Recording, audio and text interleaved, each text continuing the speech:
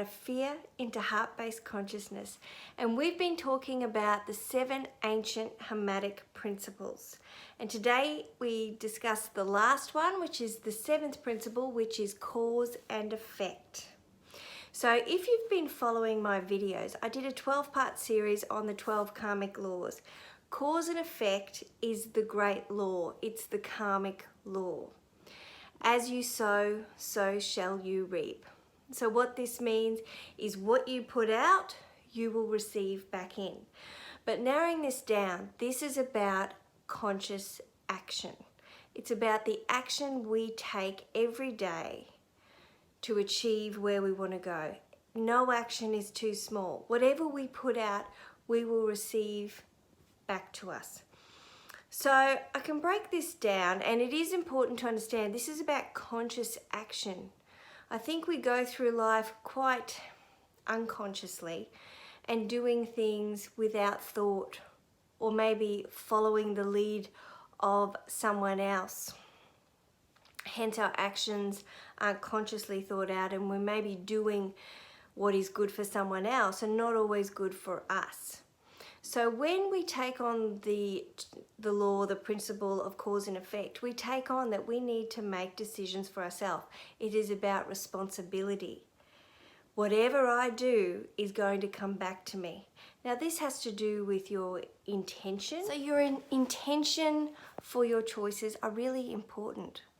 So I think it goes to 2 simple things. One, is it service to self or service to others? So, and then the other part of it is this choice that I'm making coming from fear or love? In the Course in Miracles, it explains that there's only ever 2 choices. There's only 2 choices, from fear or love. So what does that mean? It means that a fear-based choice is contractionary. You do not grow. It's when you feel like you have no choice. Feels like you're in a limited position. So that is a fear-based choice, or you just keep repeating the same because you're scared of something different. So you just keep into repeating the same pattern, so you make similar choices. So I guess if you keep doing the same things, you're going to get the same result. So that's when consciousness comes in as well. So you can't expect to get a different result when you're still repeating the past.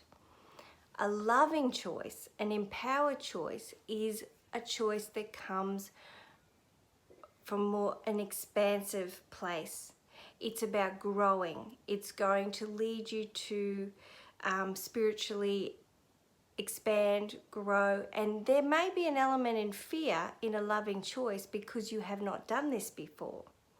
But if it makes your heart open up and you're drawn to it and you do it anyway, and then after you feel empowered and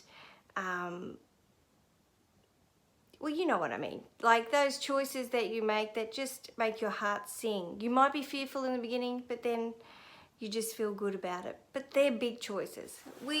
Conscious action and cause and effect happens with the smallest choice. And it could be just getting up earlier in the morning. It could be about not eating that chocolate, or it could be about going for that walk. Conscious choices. Choices that feed your soul.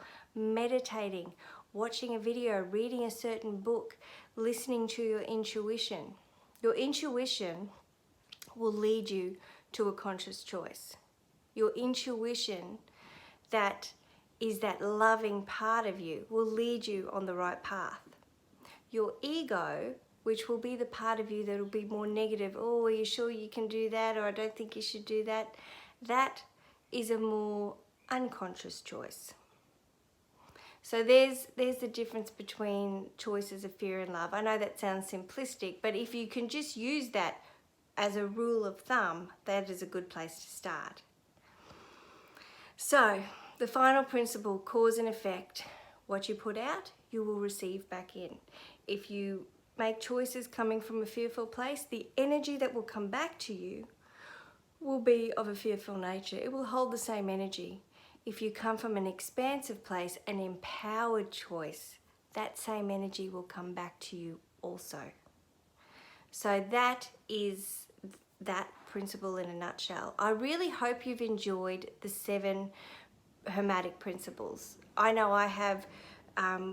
Going back to revisiting these ancient universal laws is so empowering to know that this knowledge is there for everybody, and it has been kept secret for a long time and people haven't been implementing it. And it's really important to understand that these laws look at us as a mind, body, spirit complex. They look at us not just on a physical level, not on a mental, emotional level, and not just on a spiritual. It looks at the whole package. It looks at how we relate to nature. It looks at how important our thoughts are. And when you think about these ancient principles are thousands and thousands of years old, and the knowledge really refers to quantum physics that we talk about in today's age, and you can see the synchronicity. So when we implement such principles in our life, we become a master of life. We start living a life that is authentic to us. So the challenge for this principle is I want you to think about your actions, especially over the next 48 hours. Make conscious choices with everything. You can split them up, mind, body, physical, spiritual. Make choices that include the 3. So physical, conscious choices about exercise, about your health. This is taking responsibility. Cause and effect is really, the buck stops with you. You take choices for you and only you. You can't make choices for other people. You can only make choices for yourself. So make conscious choices. What am I eating? Am I exercising? Breathing, yoga. Breathing's a good one. Doing a breathing exercise actually crosses over with a spiritual practice also, because we're connecting to the inner self and connecting to source through breath and meditation. So this is where conscious choices, how is this choice going to affect me? How is this choice going to expand my life? Mental and emotional. So we choose the thoughts we think, we choose our actions. And that's where it is, making a choice, fear or love. I hope you've enjoyed these 7 Hermetic principles. I really feel like they're so powerful, and for myself, revisiting these ancient teachings has really helped me put things in perspective, to live an authentic, balanced life. When we implement them in our life, we become a master of life.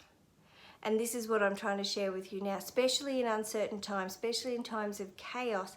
It's time to come back to a spiritual practice, because we are mind, body, spirit complexes.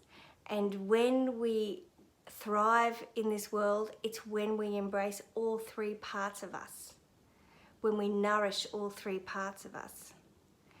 So thank you again for watching this video. I'm so grateful. If you felt like this information was helpful, please press like. If you want to receive more of these videos, please subscribe, and I look forward to seeing you soon. And from my heart to yours, thank you.